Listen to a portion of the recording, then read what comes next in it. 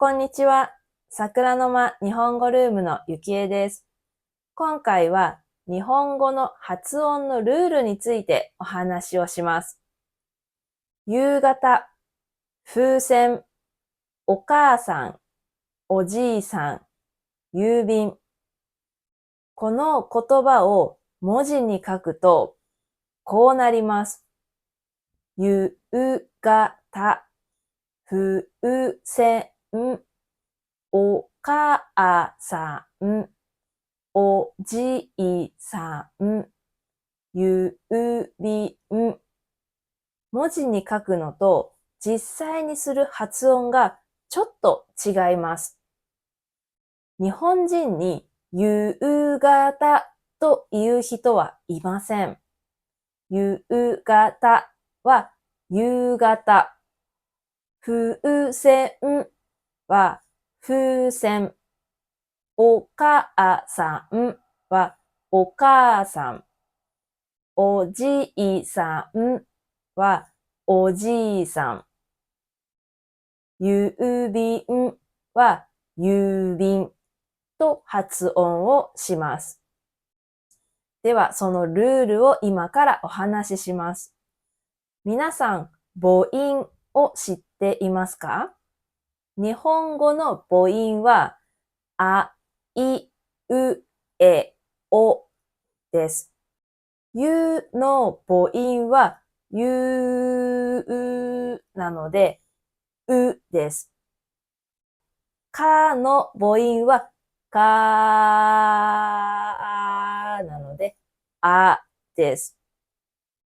ひらがな表にすると、一番左が母音。その横に書いてある文字の母音は全部一番左の文字です。か、さ、た、な、は、ま、や、ら、わの母音は全部あです。例えば、夕方の場合、ゆの母音はうですね。その隣に母音のうがあります。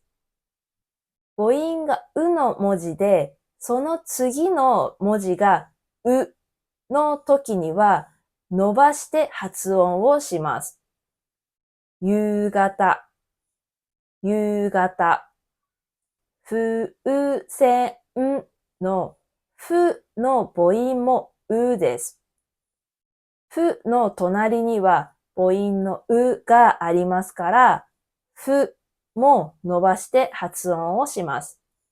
風船、風船。では、お母さんはどうでしょうか？お母さんのかの母音はあです。隣には母音のあがあります。だから伸ばして発音をします。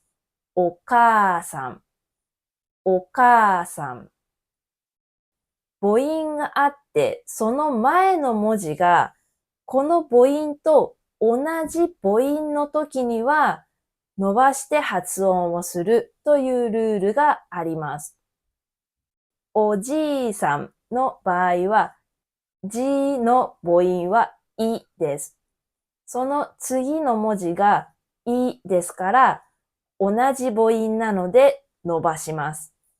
おじいさん、おじいさん。きゅうりを切るか、お母さんに聞いて。この文字をネイティブのように発音をすると、きゅうりを切るか、お母さんに聞いて。きゅうりを切るか、お母さんに聞いてです。きゅうりは、きゅうりですが、きゅうの母音はうです。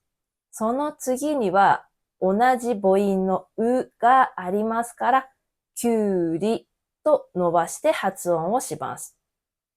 お母さんも同じですね。聞いては、聞いてくださいという意味です。聞いてと伸ばして発音をします。人の名前も同じです。おたの場合には、おた。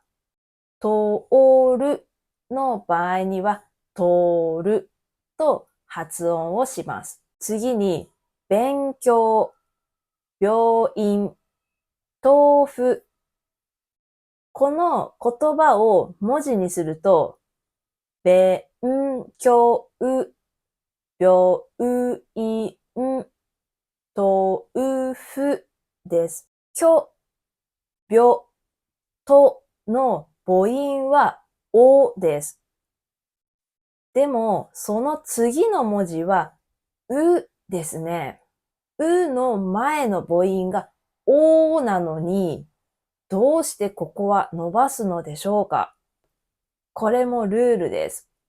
母音がおの文字の次の文字がうの時には、この前の母音のおを伸ばすというルールがあります。病院、病とうで母音は違うんですが、病院、病院と伸ばします。勉強の今日も母音はおです。次の文字がうです。でもこれはルールですから、勉強と今日を伸ばして発音をします。豆腐も同じです。との母音がおです。隣はうですが、豆腐と伸ばして発音をします。飛行機、蝶々、道路、旅行なども同じです。今のルールと同じようなルールがもう一つあります。時計、先生、警察、水泳です。時計、先生、警察、水泳を文字にするとこうですね。時計、先生、警察、水泳。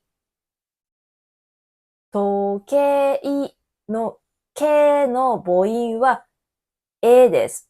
けのが母音です。隣の文字はいです。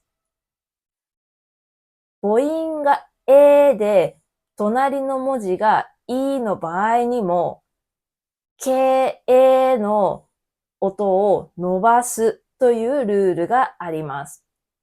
時計ですが、時計。先生のせの母音もです。隣がこの場合には伸ばします。先生、先生。警察も、けの母音が隣がですから、警察と伸ばして発音をします。水泳も同じですね。は母音です。